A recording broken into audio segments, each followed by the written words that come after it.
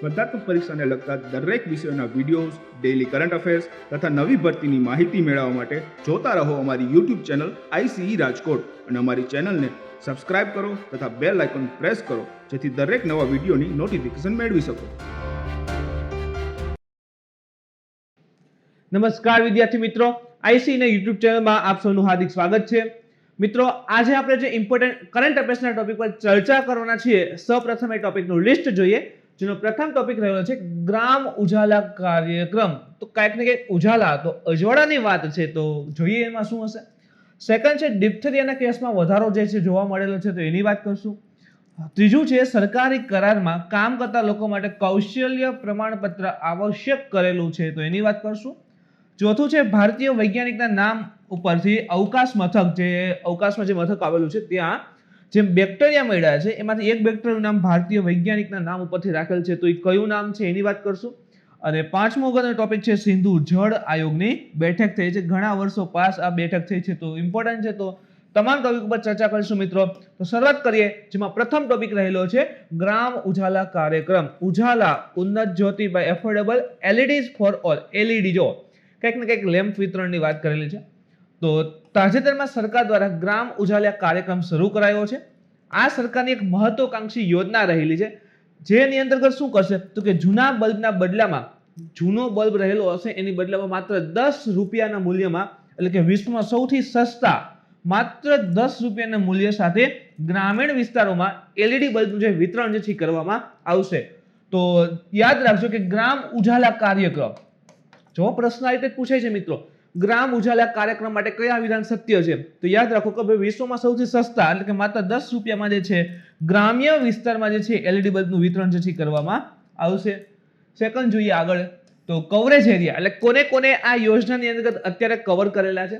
તો આ કાર્યક્રમનો જે પ્રથમ તબક્કો છે, જો એના અલગ અલગ તબક્કા ચાલશે, એમાં જે પ્રથમ તબક્કો જે છે એ બિહારના આરા જિલ્લાથી શરૂ કરવામાં આવ્યો છે. તો પૂછી શકે છે ક્યાંથી શરૂઆત થઈ ભાઈ, તો બિહાર જે છે તેનો આરા જિલ્લો રહેલો છે, ત્યાંથી આ કાર્યક્રમની શરૂઆત થયેલ છે. અને આ કાર્યક્રમ દરમિયાન ટોટલ 5 જિલ્લામાં કહેવાય કે ભાઈ આ એફોર્ડેબલ જે LED બલ્બ છે એનું વિતરણ કરવામાં આવશે, જેમાં એક તો આરા પોતે બિહારનું, સેકન્ડ છે વારાણસી જેને આપણે કાશી પણ કહીએ છીએ સેકન્ડ એટલે કે યુપીનું, ત્રીજું છે વિજયવાડા આંધ્રપ્રદેશમાં આવશે, ચોથું છે નાગપુર મહારાષ્ટ્રમાં આવશે, અને પાંચમું જે છે પશ્ચિમ ગુજરાતના ગામમાં લીધેલ છે. તો જે પશ્ચિમ ગુજરાત છે એના કેટલાક ગામડાની અંતર્ગત જે કહેવાય ને કે એકદમ સસ્તા ભાવમાં LED બલ્બનું વિતરણ જે છે કરવામાં આવશે. તો 5 પર્ટિક્યુલર જિલ્લાની વાત કરી છે, અહીં પશ્ચિમ ગુજરાતના ઘણા બધા ગામને એક સાથે લઈ લીધા છે, તો એને પણ યાદ રાખજો. તો ગામોમાં જે છે 15 મિલિયન LED બલ્બનું વિતરણ કરવામાં આવશે. તો આ 5 વિસ્તારને કમ્બાઈન કરો તમે તો અંદાજિત 15 મિલિયન જે છે બલ્બનું વિતરણ કરવામાં આવશે. લાઇટ ઇમિટિંગ ડાયોડ, LED નું ફૂલ ફોર્મ છે મિત્રો, યાદ રાખો ક્લાસ 3 માં આ પ્રકારના પ્રશ્નો પૂછે છે કે LED નું ફૂલ ફોર્મ, તો લાઇટ ઇમિટિંગ ડાયોડ હાલમાં સૌથી વધુ ઉર્જા કાર્યક્ષમ અને ઝડપથી વિકસતી લાઇટિંગ ટેકનોલોજીમાંની એક છે.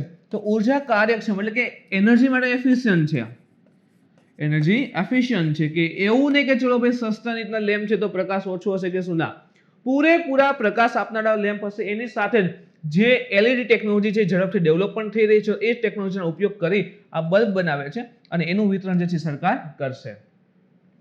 અમલીકરણ, તો આ કાર્યક્રમ અંતર્ગત ગ્રામીણ ગ્રાહકોને, જો ખાસ ફોકસ છે ગ્રામીણ ગ્રાહકોને 3 વર્ષની ગેરંટી સાથે 7 વોટ અને 12 વોટના LED બલ્બનું વિતરણ કરવામાં આવશે. તો જે બલ્બ હશે તે 3 વર્ષની ગેરંટી પણ આપેલ છે. દરેક ગ્રાહક મહત્તમ 5 LED બલ્બ મેળવી શકે છે. તો અપર લિમિટ યાદ રાખજો કે મહત્તમ 5 બલ્બ મેળવી શકે છે. કાર્યક્રમમાં સામેલ ગ્રામીણ પરિવારોએ પણ તેમના વીજળીના વપરાશ પર નજર રાખવા માટે ઘરમાં મીટરો પણ લગાવવાના રહેશે. તો હવે એમ થાય કે આ ઘરમાં મીટર લગાવવાની વાત કેમ કરી છે મિત્રો, હજી ઘણા બધા વિસ્તાર એવા છે, ઘણા બધા ગ્રામ્ય વિસ્તાર એવા છે કે જ્યાં સુધી ઇલેક્ટ્રિસિટીની પહોંચ નથી. તો અત્યારે તો ઠીક છે પ્રથમ તબક્કો છે, આગળ જતા અન્ય તબક્કા આવશે તો દરેક સુધીની કનેક્ટિવિટી પહોંચશે. તો એવા વિસ્તારની અંતર્ગત શું થશે કે ઇલેક્ટ્રિસિટી પહોંચશે, બલ્બની સુવિધા આપશે, ઇલેક્ટ્રિસિટી પહોંચાડે છે પછી બલ્બની સુવિધા આપે છે. તો એવું તો નહીં કે ડાયરેક્ટ જ ભાઈ લગાડી દીધું. તો એના માટે મીટરની બધું એપ્લાય કરશે, આખી સિસ્ટમ બેસાડશે, જેથી કરીને એને પણ અંદાજ આવે કે ભાઈ આ બલ્બ લગવાથી જે છે કેટલો ફાયદો થાય છે, કેટલો જે ઉર્જાનો વધારે પડતો વપરાશ થતો તો એ ઓછો થાય છે આ બલ્બના ઉપયોગથી એમ.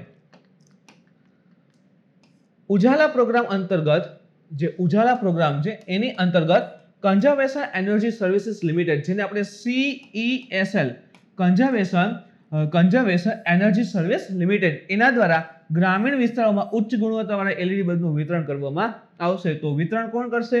તો કે ઉજાલા પ્રોગ્રામની અંતર્ગત જે CE એટલે કે conservation energy service limited CESL જે છે તે ગ્રામીણ વિસ્તારમાં LED બલ્બનું વિતરણ કરશે. ESL પાવર મંત્રાલય હેઠળની જાહેર ક્ષેત્રની એક undertaking energy efficient services limited ની સંપૂર્ણ માલિકીની પેટા કંપની છે. તો જે મિનિસ્ટ્રી ઓફ પાવર છે ને, મિનિસ્ટ્રી ઓફ પાવર એટલે કે પાવર મંત્રાલય અંતર્ગત જે જાહેર ક્ષેત્રની અંડરટેકિંગ એટલે કે પબ્લિક સેક્ટર યુનિટ એને એ રીતે કહેવાય છે. આપણે કહેતા હોય ને કે એમાં ભાઈ સરકારી ભાગ હોય, public sector unit energy efficiency services limited ની એક સંપૂર્ણ માલિકીની ઇવન પેટા કંપની પણ રહેલી છે. ધિરાણ મિકેનિઝમ એટલે કે હવે આ 10 રૂપિયામાં સસ્તા ભાવમાં LED બલ્બ કહેવાય કે ભાઈ અવેલેબલ કરાવે છે તો પૈસા તો રોકવા જોશે. તો આ ધિરાણ મિકેનિઝમ કેવી રીતે રહેલી છે? તો આ કાર્યક્રમનું સંપૂર્ણ ભંડોળ જે છે એ કાર્બન ક્રેડિટ દ્વારા આપવામાં આવશે અને ભારતમાં આ પ્રકારનો આ પ્રથમ કાર્યક્રમ હશે. હાઇલાઇટ કરજો મિત્રો આને કે ભાઈ સંપૂર્ણ ભંડોળ પૈસા જે છે એ કાર્બન ક્રેડિટ દ્વારા આપવામાં આવશે. હવે એમ થાય કે કાર્બન ક્રેડિટ શું છે, કોઈ સંસ્થા છે કે શું? ના, જે પણ કાર્બન ક્રેડિટનો અર્થ એવું થાય કે ઓલરેડી એકવાર કરંટમાં આવી ગયેલું પણ છે. જો તમે રેગ્યુલર ફોલો કરતા છો તમને અંદાજ પણ હશે કે ભાઈ જે પણ આ અલગ અલગ પ્રકારના ઉદ્યોગ છે, ઇન્ડસ્ટ્રીઝ રહેલા છે, તો એમાંથી જે પણ કાર્બન ડાયોક્સાઇડનું ઉત્સર્જન થાય છે તેને લિમિટ બાંધેલી કે આનાથી વધારે નહીં. હવે સપોઝ કે ચલો સમજવાનું છે મિત્રો કે ચલો ABC નામની એક કંપની છે, એને કીધું કે તમારે 10 ગ્રામ કાર્બન ડાયોક્સાઇડથી વધારે ઉત્પાદિત કરવાનો નથી, હવામાં જે છે રિલીઝ કરવાનો નથી. હવે સપોઝ કે આ 10 ગ્રામની બદલે 6 ગ્રામ જ રિલીઝ કરે છે, તો અહીં 4 ગ્રામ બચી ગયું કે નહીં? તો એને આ બાકીના 4 ગ્રામ જે બચાવે છે એના ઉપર એને ક્રેડિટ મળે. સેકન્ડ થિંગ, ચલો આવી XYZ નામની કંપનીઓ એને કહે છે તમારે 10 ગ્રામ જ રિલીઝ કરવો છે, પણ આ કંપની કે અમારે તો 14 ગ્રામ રિલીઝ થાય છે, લિમિટ તો 10 ની, 4 ઘટે છે કે નહીં? તો આને શું કે XYZ કે આ 4 ક્રેડિટ છે અમને આપો, એના બદલામાં અમે તમને ફાઇનાન્સ પૈસા નહીં આપશું અથવા કોઈ પણ પ્રકારની સર્વિસ આપશે. તો આ મુજબ જે છે કાર્બન ક્રેડિટ રહેલી હોય છે અને ટ્રેડિંગ થાય છે. તો કાર્બન ક્રેડિટ દ્વારા આપવામાં આવશે અને ભારતમાં આ પ્રકારનો પ્રથમ ઇવન કાર્યક્રમ પણ હશે. કાર્બન ક્રેડિટ અથવા તો કાર્બન ઓફસેટ એ પ્રોજેક્ટ અથવા તો એ પ્રવૃત્તિઓ માટે આપવામાં આવતા પ્રમાણપત્ર છે જે ઓછા ગ્રીનહાઉસ વાયુઓ ઉત્સર્જિત કરે છે. જો જે ગ્રીનહાઉસ ગેસીસ રહેલા છે એનું ઉત્સર્જન ઓછું થતું હશે. જેમ કે આપણે કીધું ABC નામની કંપની હતી, એને લિમિટ આપેલી હતી 10 ગ્રામ કાર્બન ડાયોક્સાઇડનું ઉત્પાદન, પણ એ કેટલું કરે છે? 6 ગ્રામ. તો જે ગ્રીનહાઉસ ગેસીસ રહેલા છે એનું ઉત્સર્જન કેવું કરે છે? ઓછું કરે છે. તો એ પ્રકારની જે કંપનીઓ હોય અથવા તો વોટેવર સંસ્થા રહેલી હોય તો એને જે છે ભાઈ કાર્બન ક્રેડિટ પ્રમાણપત્ર આપવામાં આવતું હોય. તો હવે આ જે કંપનીઓ આ પ્રકારની રહેલી હોય, સપોઝ કે આ કાર્બન ક્રેડિટ વેચશે અન્ય કંપનીઓને તો એને પૈસા પણ મળે છે. તો ત્યાંથી જે છે આખો પ્રકાર ચલાવશે. પ્રોજેક્ટ ઓપરેટર્સ જેમ કે સૌર અને પવન ઉર્જા વિકાસકર્તાઓ અથવા લુપ્તપ્રાય વન સંરક્ષકો દ્વારા આ પ્રમાણપત્ર કોઈ પણ વ્યક્તિ અથવા કંપનીને વેચી શકાય છે. કીધું ને કોલા પ્રમાણપત્ર આવશે કાર્બન ક્રેડિટના કે ભાઈ અમે આટલી બચાવી રાખી છે, અમે આટલું કાર્બન ડાયોક્સાઇડનું ઉત્સર્જન ઓછું કરીએ છીએ જેથી અમને ક્રેડિટ મળે છે. તો કોઈ પર્ટિક્યુલરી પ્રોજેક્ટનો કોઈ ઓપરેટર હોય લાઈક સૌર ઉર્જા, પવન ઉર્જા, તો શું થશે? હવે ક્લીન એનર્જી પ્રોડ્યુસ કરે છે. જો સૌર ઉર્જા, પવન ઉર્જા ક્લીન એનર્જી છે, એનાથી પોલ્યુશન થતું નથી, તો એને જે છે કાર્બન ક્રેડિટના પ્રમાણપત્ર મળે. હવે એ પ્રમાણપત્ર વેચે છે પૈસા મળતા હોય. સેકન્ડ થિંગ, લુપ્તપ્રાય વન સંરક્ષકો હોય જે વનના સંરક્ષણ કરતા છે એને પણ કાર્બન ક્રેડિટના પ્રમાણપત્ર મળતા હોય છે. અથવા કોઈ વ્યક્તિ અથવા કંપની જે છે આ પ્રકારે જેને પ્રમાણપત્ર મળે છે એ વેચી શકે છે જેથી ભવિષ્યમાં પ્રોજેક્ટના વિસ્તરણ માટે વધારાની રકમ પણ ઇવન મેળવી શકાય. જ્યારે કોઈ કાર્બન ઓફસેટ કાર્બન ક્રેડિટની ખરીદી કરે છે ત્યારે કાર્બન ઘટાડવા અથવા તેને દૂર કરવા માટે અન્ય લોકો દ્વારા ભંડોળ આપવામાં આવે છે. કીધું ને કે ભાઈ XYZ જે ABC નામની કંપની હતી તેની પાસે 4+ કાર્બન ક્રેડિટ હતી, હવે આને વેચે છે તો એની બદલામાં XYZ આને શું આપશે? ભંડોળ આપશે, પૈસા આપશે. તો આ મુજબ એનું ટ્રેડિંગ ઇવન થતું હોય છે. આ ઉપરાંત કાર્બન ક્રેડિટ દસ્તાવેજીકરણને 60 પ્રોગ્રામની પ્રવૃત્તિઓમાં સામેલ થવા માટે સંયુક્ત રાષ્ટ્ર એટલે કે UN ના માન્યકર્તાઓને પણ મોકલવામાં આવશે. સો જે પણ આપણે કાર્બન ક્રેડિટના દસ્તાવેજીકરણ ઇન શોર્ટ કે એનું આખું જે ફાઇલિંગ ને બધું થશે અને મોટા પાયે કાર્બન ક્રેડિટનું ટ્રેડિંગ એવું થતું હશે તો એને UN માં પણ ઇવન મોકલવામાં આવશે. માન્યકર્તાઓને જે પણ કહેવાય કે અલગ અલગ પ્રોગ્રામ ચલાવતા હોય છે, તો ભારતની રેન્કિંગ એમાં નક્કી થતી હોય છે. તો આ પ્રકારે આવા પ્રોજેક્ટ માટે જે પણ કાર્બન ક્રેડિટ એટલે કે વેચાણ થઈ રહ્યું છે, હવે એવું નહીં સમજવું કે ચલો ઇન્ડિયા ટુ ઇન્ડિયામાં જ વેચી શકે. ઇન્ડિયાની કોઈ કંપની હોય, બહુ વધારે કાર્બન ક્રેડિટ છે, એની પાસે સેવિંગ કરેલી છે, તો આઉટ ઓફ ઇન્ડિયા પણ એ વેચી શકે છે કોઈ કંપની, તો એના દ્વારા એને બહારથી પણ પૈસા મળશે. સો આ મુજબ ટ્રેડિંગ થતા હોય છે, અને જો આ પ્રકારે કરશે તો ઓટોમેટિક કાર્બન ક્રેડિટ ઇન્ડિયાનું કેવું થાય છે, વધારે સારું થાય છે. એનો મતલબ એમ જ થયો ને કે પૈસા આવશે. તો જેમ પણ દેશમાં ગ્રીન હાઉસ ગેસીસ ઓછા જશે, તો એ જે તે દેશને કાર્બન ક્રેડિટ મળતી રહેશે, અને એ છેલ્લે યુએન પાસે મોકલે, જેથી કરીને એનું રેન્કિંગ બધું હશે એમાં પણ ફેર આવે. સાયન્સ પ્રોગ્રામની પ્રવૃત્તિ હેઠળ સ્વૈચ્છિક કાર્બન ધોરણથી સંબંધિત ચકાસણી માટે ખરીદદારોની જરૂરિયાતોના આધારે વિકલ્પ સાથે કાર્બન ક્રેડિટ મેળવી શકાય છે. તો અને એવું કદાચ પ્રશ્ન કેવી રીતે મેળવવાનું હોય, તો એનું જે આખું પ્રોસેસ છે યુએનની અંતર્ગત રહેલી હોય છે. યુએનની અંતર્ગત દેખરેખમાં જે છે આખું નક્કી થતું હોય કે ભાઈ ખરેખર શું આ કંપની જે છે એના દ્વારા જે ઉત્સર્જિત ગ્રીન હાઉસ ગેસીસ રહેલા છે એટલા ઓછા છે. ઓકે, ઓછા છે તો એના મુજબ એને કેટલી કાર્બન ક્રેડિટ મળે છે, બધું આખી એક પ્રોસેસ જે છે નક્કી હોય છે, એના મુજબ થાય છે. જ્યારે બજાર સાથે પ્રારંભિક પરામર્શના આધારે ખુલ્લી પ્રક્રિયા દ્વારા પણ કાર્બન ક્રેડિટ ખરીદદારોને તૈયાર કરવામાં આવશે. તો ઓપન માર્કેટ દ્વારા પણ થઈ શકે, જ્યાં માર્કેટ રહે છે એના દ્વારા, અથવા તો જે યુએન દ્વારા પણ આ બધી વસ્તુ થઈ શકે છે. એલઈડી બલ્બના ઉપયોગને પ્રોત્સાહિત કરવા માટેની અન્ય યોજનાઓ, જો ક્યાંક મેન્સને એવું હોય તો ઇમ્પોર્ટન્ટ સાબિત થઈ જાય.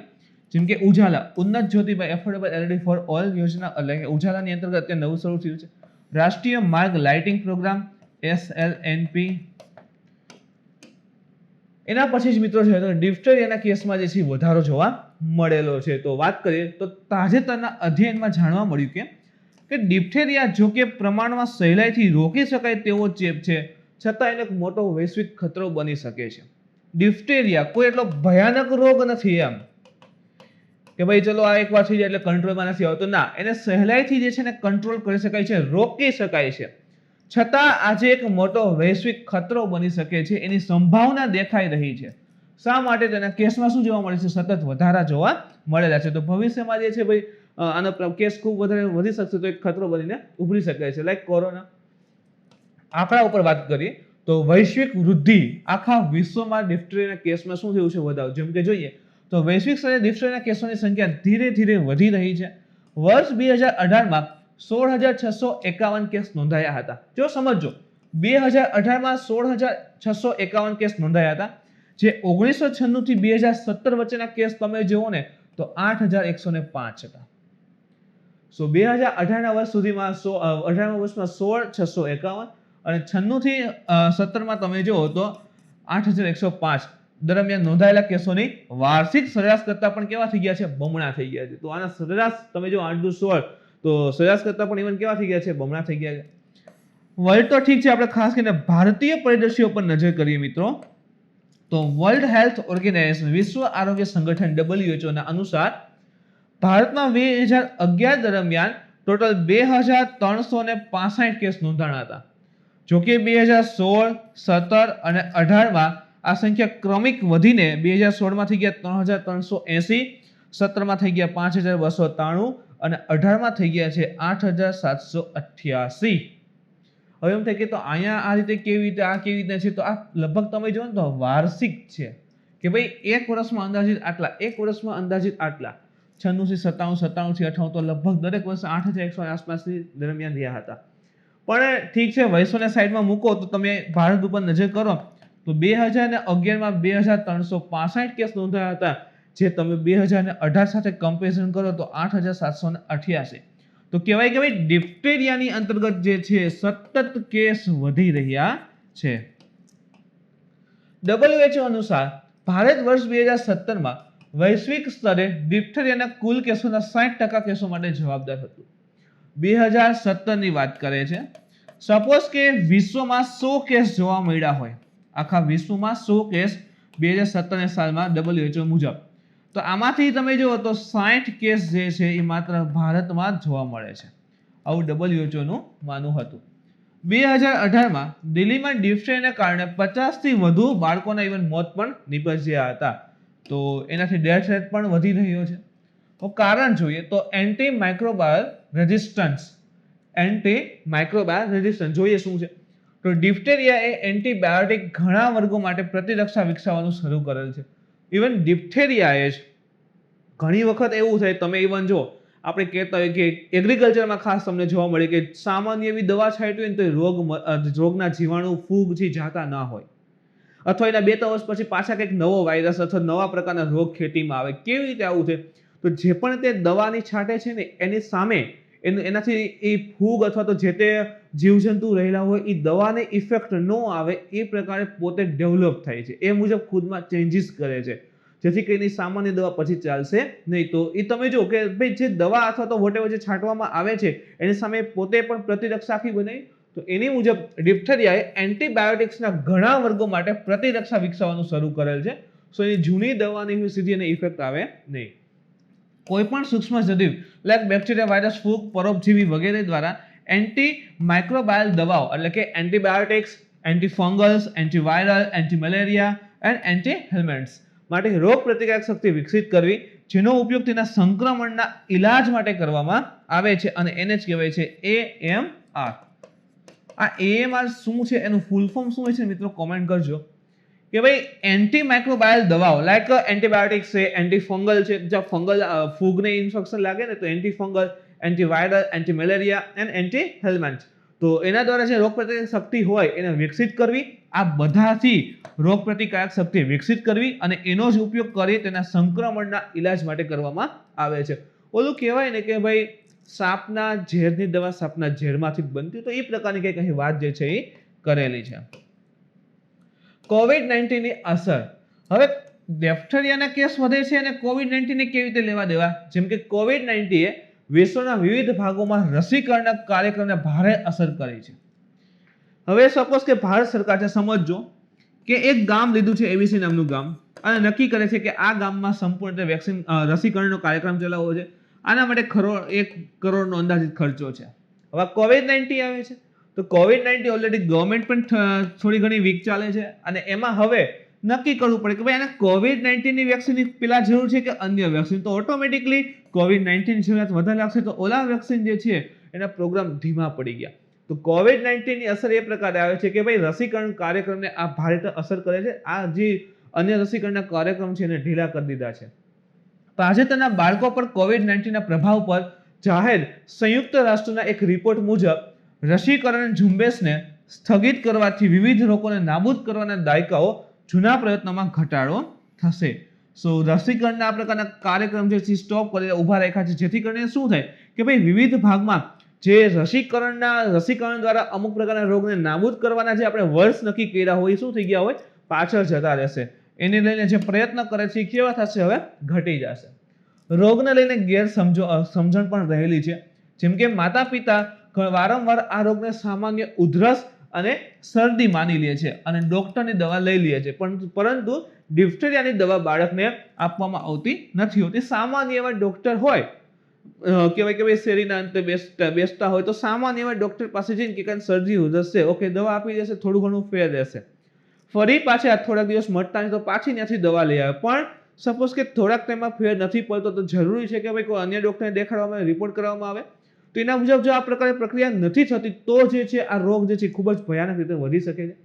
કારણ કે ડિપ્થેરિયાની દવા બાળકને આપવામાં આવતી હોતી નથી અને આથી સમય જતાં જો એમ ન કીધું કે તરત જ સમય જતાં બેક્ટેરિયામાંથી જે મુક્ત થતું ઝેર હોય એ કિડની, હૃદય અને નર્વસ સિસ્ટમની કામગીરીમાં દખલ કરવાનું શરૂ કરે. નર્વસ સિસ્ટમ આખી જે આપણી મુવમેન્ટ ને બધું હોય ને એમ, તો આખી નર્વસ સિસ્ટમ રહી છે એને ધીરે ધીરે ઇફેક્ટ કરવાનું શરૂ કરશે. સામાન્ય રીતે જોવા મળ્યું છે કે ડિપ્થેરિયા અથવા તો અન્ય ચેપી રોગની જે રસી છે એના વિશે લોકોમાં મૂંઝવણ છે, જેથી રસીકરણ સંબંધી પ્રક્રિયામાં અડચણ આવવાની સાથે સાથે આ રોગો સામે લડવાની પ્રતિરક્ષા વિકસાવવાની તીવ્રતામાં ઘટાડો થાય છે. ઘણી વખત એવું જોવા મળે છે કે ભાઈ માતા પિતા હોય એમ કે ના ભાઈ રસી નથી દેવડાવી એનાથી કાંઈ ન થાય એમ, તો ખોટે ખોટું એ પ્રકારે ભ્રમમાં હોય તો મુશ્કેલી આવી શકે છે.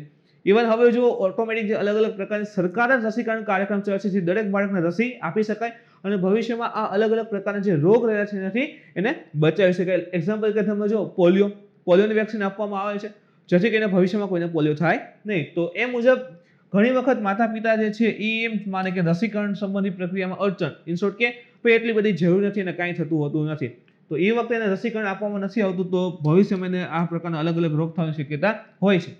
હાલમાં કોવિડ-19 રસીના સંબંધમાં પણ આવી માન્યતા ઇવન જોવા પણ મળી છે. ડિપ્થેરિયા પર વાત કરીએ તો તે મુખ્યત્વે કોરીને બેક્ટેરિયમ ડિફ્ટેરિયા નામના બેક્ટેરિયાથી થાય છે. તો એના બેક્ટેરિયાનું નામ છે યાદ રાખજો કોરીની બેક્ટેરિયમ ડિફ્ટેરિયા. લક્ષણો તો કે સામાન્ય શરદી, તાવ, ઠંડી લાગવી, ગળામાં સોજેલી ગ્રંથિ, ગળામાં દુખાવો, ત્વચા ભૂરી થવી. ઇન શોર્ટ કે ગળામાં આપણે કહીએ કાકડા આવેલા છે, કાકડા ઉપર સોજાની પ્રકારનો આવી જાય, તો એના સામાન્ય લક્ષણ રહેલા છે. અસર તો કે તેનો પ્રાથમિક ચેપ ગળા અને ઉપલા શ્વસન માર્ગમાં થાય છે. ખાસ કરીને ગળાના ભાગમાં સોજોને આવી જાય છે. તે અન્ય અવયવોને અસર કરતું ઝેર ઉત્પન્ન કરે છે. ઝેર એટલે કે થોડો ઘણો એવો વિષાક્ત પદાર્થ હોય કે જે અન્ય અવયવ છે તો એને જે છે ઇફેક્ટ આપશે. ડિફ્ટેરિયા ગળા અને કેટલીક વખત કાકડાને પણ અસર કરે છે. કીધું ને કાકડાઓ સોજી જાય એમ. તેનો બીજો પ્રકાર જે છે ત્વચા ઉપર અલ્સરનું પણ કારણ બને, ઓલા છાલા પડી જાય ને એવું થશે એમ. ચેપ કેવી રીતે લાગી શકે તો કે મુખ્યત્વે કફ અથવા તો છીંક અથવા તો ચેપગ્રસ્ત વ્યક્તિ સાથે નજીકના સંપર્ક દ્વારા જે છે ડિફ્ટેરિયાનો ચેપ જે છે એ લાગી શકતો હોય. ચેપગ્રસ્ત વસ્તી તો ડિફ્ટેરિયા ખાસ કરીને પહેલા તો યાદ રાખજો 1 થી 5 વર્ષની વયના બાળકોને અસર કરે. એટલે ઘણી વખત એવું કે શું 50 વર્ષે તો કે ના, મોસ્ટ ઓફલી જે છે 1 થી 5 વર્ષના વયની બાળકો એને જ અસર કરે. 5 વર્ષથી ઓછી ઉંમરના બાળકોમાં ડિફ્ટેરિયાના કિસ્સાઓમાં પ્રાથમિક ડિફ્ટેરિયા રસીકરણનું ઓછું કવરેજ સૂચવે છે. તો જો 1 થી 5 વર્ષની ઉંમર હોય એ બાળકોમાં ડિફ્ટેરિયા વધે છે, એનો મતલબ શું થયો કે ભાઈ 5 વર્ષથી ઓછી ઉંમરના જે બાળકો છે એને જે રસીકરણનો કાર્યક્રમ ચાલશે તો વોટેવર એના સુધી રસી જે પહોંચવી જોઈએ પહોંચ રહેલી નથી. એટલા માટે જ 5 વર્ષ સુધીના બાળકોમાં ડિફ્ટેરિયાના કેસ કેવા જોવા મળે છે? વધારે. ઇવન મૃત્યુદરની વાત કરીએ તો ડિફ્ટેરિયા ફક્ત 5 થી 10% કિસ્સાઓમાં જ મૃત્યુનું કારણ બની શકે છે.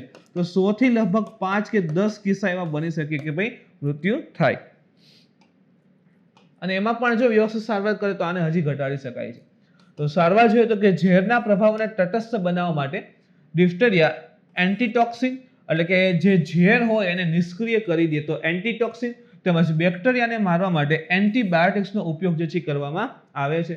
એન્ટીબાયોટિક્સ અને રસીઓના ઉપયોગથી ડિફ્ટેરિયાને રોકી શકાય છે. રસીકરણ જેમ કે આપણે કીધું ને કે એન્ટીબાયોટિક્સની રસી નહીં, તો ડિફ્ટેરિયાની રસી ભારતના સાર્વત્રિક રસીકરણ કાર્યક્રમની અંતર્ગત એક સૌથી જૂની રસી છે. તો 1-2 દિવસ કે ભાઈ 1-2 વર્ષ કે કોઈ નવી ગવર્મેન્ટ આવે ત્યાંથી શરૂ કરવું નથી. સૌથી જૂની રસીઓમાંની એક રસી રહેલી છે. એક પ્રોગ્રામ હતો એની પણ વાત કરશું, નેશનલ ફેમિલી હેલ્થ સર્વેક્ષણ 4. એના ડેટા અનુસાર ડિફ્ટેરિયા રસીનું કવરેજ 78.4% છે. એટલે કે સપોઝ કે ભારતની અંતર્ગત ભારતમાં 100 વાર જમીન હોય, 100 વાર જમીન હોય આખા ભારતમાં, તો એમાંથી અંદાજિત 78.4% જમીન ઉપર જે પણ લોકો રહે છે ત્યાં સુધી ડિફ્ટેરિયા રસીને પહોંચાડી દીધી. તો સારું એવું કવરેજ પણ રહેલું છે. 1978માં ભારતે રસીકરણ અંગે વિસ્તૃત કાર્યક્રમ જે છે શરૂ કરેલો હતો 1978માં. આ પ્રોગ્રામ અંતર્ગત પ્રથમ 3 રસીઓ, ઇવન મિત્રો તમે આ જોતા હોય તો ઘરે પણ ચર્ચા કરજો, કેમ પૂછજો કે ભાઈ બીસીજીની રસી આપી હતી તો ઘરે આપણે વાલી કહેશે કે હા ભાઈ પહેલા બીસીજીની રસી આપવામાં આવતી હતી. તો બીસીજી એટલે શું થાય? જો એક ટીબી સામે આવે, સેકન્ડ છે એક આવે ડીપીટી, એક બીસીજી છે એ ટીબી સામે આવે અને એક છે ડીપીટી. તો ડીપીટીમાં 3 ડિફ્ટેરિયા, પર્ટ્યુસિસ અને ટીટેનસ, ધનુર આપણે કહીએ ને તો એ મુજબ એમ. તો બીસીજી અને એક આવે ડીપીટી. તો આ મુજબ જે છે ને પેલા રસીઓ અપાતી હતી. તો આ જે શરૂઆત કરેલી હતી 1978માં, તો આ 2 અને હજી એક તો કે ભાઈ કોલેરાની વિરુદ્ધમાં પણ રસી આપતા. 1985માં આ પ્રોગ્રામને યુનિવર્સલ ઇમ્યુનાઇઝેશન પ્રોગ્રામ, જેને યુઆઈપી કહીએ છીએ, યુનિવર્સલ ઇમ્યુનાઇઝેશન પ્રોગ્રામમાં બદલી દેવામાં આવ્યું 85માં. ડીપીટી રસી હજી પણ સાર્વત્રિક રસીકરણ પ્રોગ્રામનો ભાગ છે. હજી જે કહેવાય ને 5 વર્ષ સુધીના તમામ બાળકોને જે રસીકરણના કાર્યક્રમ સરકાર ચલાવે છે એમાં હજી ડીપીટી પણ સમાવેશ છે. અને આ કાર્યક્રમમાં હવે ટોટલ માત્ર આટલી નહીં પરંતુ ટોટલ 12 અલગ અલગ રસીઓ સમાવિષ્ટ થઈ ગઈ છે. એમાં ડીપીટી પણ રહેલી છે. હવે એને છે ને પેન્ટાવેલેન્ટ રસી કહેવાય છે. ડીપીટી ને હવે પેન્ટાવેલેન્ટ, ડિફ્ટેરિયા, પર્ટ્યુસિસ, ટીટેનસ, હેપેટાઇટિસ બી અને હિમોફિલિસ ઇન્ફ્લુએન્ઝા ટાઇપ બી. તો આટલા રસીની આ 5 અલગ અલગ પ્રકારના જે વિવિધ રોગ છે એની સામે રસી આપે છે. ધેટ ઇઝ કોલ્ડ પેન્ટાવેલેન્ટ રસી. યાદ રાખજો, ડિફ્ટેરિયા, પર્ટ્યુસિસ, ટીટેનસ, હેપેટાઇટિસ બી અને હિમોફિલિસ ઇન્ફ્લુએન્ઝા ટાઇપ બી. તે 8 રસી ડોઝના સંયોજનમાં સમાવેશ છે. અલગ અલગ પ્રકારના 8 રસીના ડોઝ હશે એના સંયોજનમાં સમાવેશ છે, જે સંપૂર્ણ રસીકરણ કાર્યક્રમના ભાગરૂપે જીવનના પ્રથમ વર્ષમાં જ આપવામાં આવે છે. તો બાળક જે 1 વર્ષ સુધી ત્યાં સુધી એને આપી દેવામાં આવે છે. તાજેતરમાં કોવિડ-19 રોગચાળા દરમિયાન નિયમિત રસીકરણ ચૂકી ગયેલા બાળકો અને સગર્ભા સ્ત્રીઓ માટે સઘન એક મિશન ઇન્દ્રધનુષ 3.0 યોજના શરૂ કરેલ છે. મિત્રો તમને ધ્યાન હશે જીપીએસસી માં આવેલું છે અને આની પહેલા ઓલરેડી આપણે કરંટમાં પણ લીધેલું છે. ઇવન મિશન ઇન્દ્રધનુષ 1.0, 2.0, 3.0 બધા લીધેલા છે. સો જે પણ કોવિડ-19 રોગચાળા દરમિયાન નિયમિત રીતે જે રસી લેતા હતા એ બાકી રહી ગયા છે, ચૂકી ગયેલ છે, તો એ બાળકો તથા સગર્ભા સ્ત્રીઓ માટે એક મિશન ઇન્દ્રધનુષ 3.0 યોજના પણ શરૂ કરવામાં આવી છે. એના પછીનો પોઈન્ટ જોઈએ મિત્રો, તો સરકારી કરારમાં કામ કરતા લોકો માટે કૌશલ્ય પ્રમાણપત્ર આવશ્યક જે છે એ કરી દીધું છે. તો આ મુજબ પ્રમાણપત્ર રહેતા હોય છે. વાત કરીએ તો સરકાર દ્વારા સરકારી કરાર હેઠળ જે પણ કામ કરતા તમામ કામદાર છે એના માટે કુશળતા માટેનું એક સત્તાવાર પ્રમાણપત્ર હોવું ફરજિયાત બનાવવું જોઈએ. આ મુજબ આખી આ વસ્તુ આવેલી છે.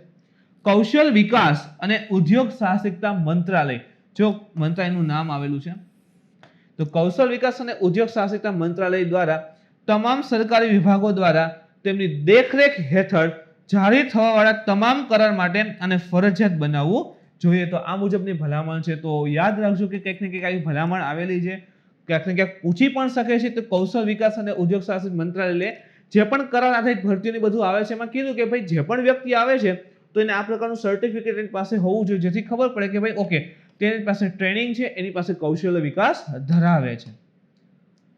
2018-19 સમયાંતરે શ્રમ બળ સર્વે અનુસાર ભારતમાં માત્ર 4% કર્મચારીઓને ઔપચારિક રીતે કુશળ છે. જો આખા ભારતમાં માત્ર 4% કર્મચારીઓ જ ઔપચારિક રીતે જે છે કુશળ રહેલા છે. તો સર્વેમાં કહે છે કે ભાઈ જે કુશળતા હોય છે ખૂબ ઓછી છે, તો એટલા માટે સરકાર પોતે વિચારે છે કે ભાઈ ફરજિયાત કૌશલ્ય વિકાસનું પ્રમાણપત્ર લઈને આવો. એનો મતલબ એમ થશે કે ચલો એ વ્યક્તિ કૌશલ્ય વિકાસ પામેલ છે અને એ જે છે હવે જો એને એક્સપિરિયન્સ રહેલો હશે એ મુજબ એને વર્ક કરેલું છે અથવા તો અનુભવ રહેલો હોય તો શું થાય કે ભાઈ જ્યારે એ સરકારી કર્મચારીમાં એઝ અ સરકારી કોન્ટ્રાક્ટમાં જોઈન થાય છે તો એનું મહત્તમ જે છે આઉટપુટ પણ આપી શકે.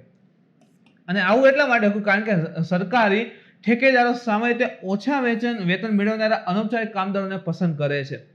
હવે જો આનાથી શું થાય, 4% કર્મચારીઓ ઔપચારિક રીતે કુશળ હતા, કુશળતાની પાસે તમામ પ્રકારના કૌશલ્ય હતા. હવે આટલું નીચું સ્તર શા માટે? તો સરકારી ઠેકેદાર શું કરે કે ભાઈ ચલો એક વ્યક્તિ છે એબીસી નામનો વ્યક્તિ અને કૌશલ્ય પ્રમાણપત્ર મેળવ્યું છે કે ભાઈ એને ટ્રેનિંગ લીધેલી છે, તો હવે એને એમ કે ભાઈ તારે આખો દિવસ કામ કરવું છે, તો એક વ્યક્તિ કહેશે ઓકે ડેઈલીના મારે ઓછામાં ઓછા 500 થશે, આ મુજબ રહેશે. હવે સપોઝ કે એક વ્યક્તિ પાસે પ્રમાણપત્ર નથી XYZ નામનો, એ વ્યક્તિ એમ કહેશે કાંઈ વાંધો મને 300 દે તોય ચાલશે. તો ઓટોમેટિક આ શું થયું કે ભાઈ ઓછા વેતન મેળવનાર અનૌપચારિક કામદારોને આ પસંદ કરશે ઠેકેદાર અને બાકીના 200 શું થઈ શકે તો ભ્રષ્ટાચાર થઈ શકે. તો આ મુજબ આખી પદ્ધતિ હતી, જેનાથી એક દ્વૈત પરિસ્થિતિ ઊભી થઈ હતી કે જે તે ભાઈ યોગ્ય જરૂરિયાત હતી, ઇન્સ્ટોટ કે યોગ્ય કૌશલ મેળવેલો વ્યક્તિ હતો એ આવી શકતો નથી, જેમાં સરકાર તેના પ્રોજેક્ટ માટે કુશળ માનવ શક્તિનો ઉપયોગ પર આગ્રહ રાખ્યા વિના કર્મચારીઓના કુશળતાને પ્રોત્સાહિત આપવાનો પ્રયાસ હવે કરી રહી છે. તો એના જે પણ અલગ અલગ પ્રકારના પ્રોજેક્ટ રહેલા છે હવે એમાં સરકાર જે છે આ પ્રકારના કૌશલ્ય પ્રાપ્ત વ્યક્તિઓને જ પસંદ કરવા માંગે છે. એના પછી જોઈએ મિત્રો તો ભારતીય વૈજ્ઞાનિકના નામે અવકાશ મથક પર મળી આવેલા બેક્ટેરિયાનું નામકરણ જે છે રાખવાનું છે. જે સ્પેસ સ્ટેશન રહેલું છે અવકાશની અંતર્ગત, તો ત્યાં અલગ અલગ બેક્ટેરિયા મળેલા હતા, તો એમાંનું એક બેક્ટેરિયાનું નામ ભારતીય વૈજ્ઞાનિક ઉપરથી રાખેલું છે. તો આંતરરાષ્ટ્રીય અવકાશ મથક international space station ISS international space station માં પર બેક્ટેરિયાની અલગ અલગ 4 પ્રજાતિઓની શોધ કરાઈ છે અને જેમાંથી એકનું નામ જે છે એ મેથાઇલોબેક્ટેરિયમ અજમાલી.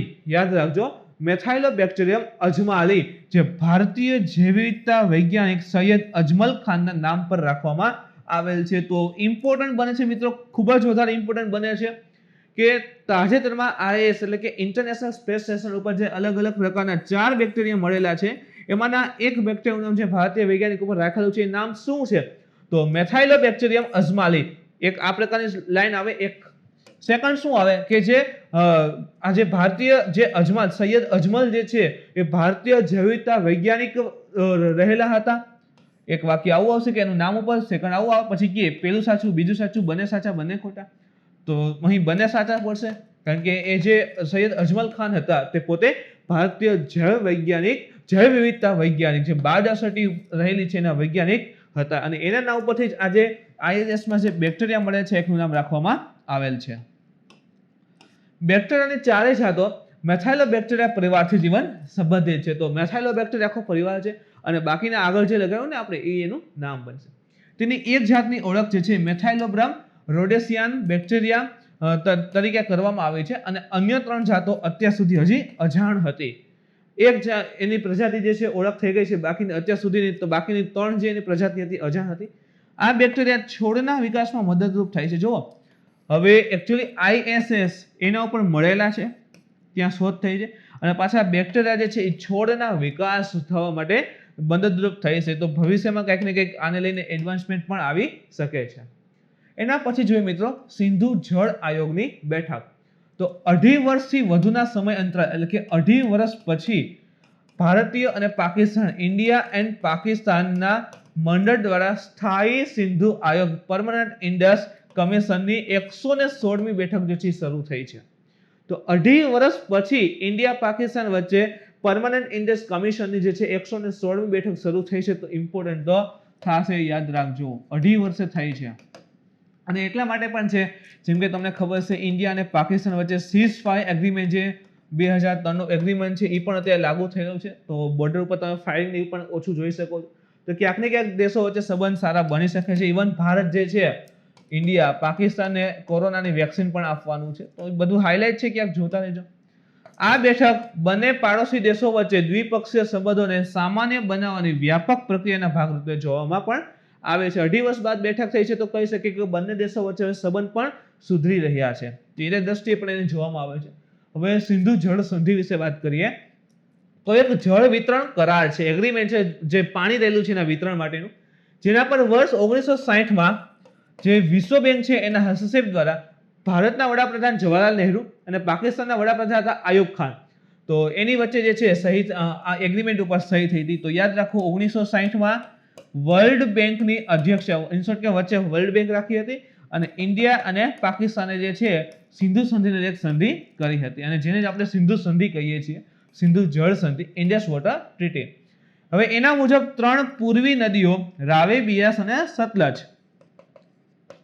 રાવી, બિયાસ અને સતલજ ના પાણી પર સંપૂર્ણ નિયંત્રણ પૂરું પાડ્યું છે. કોને? તો કે ઇન્ડિયાને.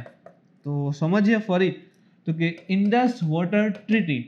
હવે સિંધુ અને એની સહાયકની વાત કરીએ તો એક આવશે 5 એની મુખ્ય સહાયક નદી છે, ચિનાબ, ઝેલમ, સતલજ, પછી એક રાવી છે અને એક બિયાસ છે. તો આ મુજબ એની સહાયક રહેલી છે.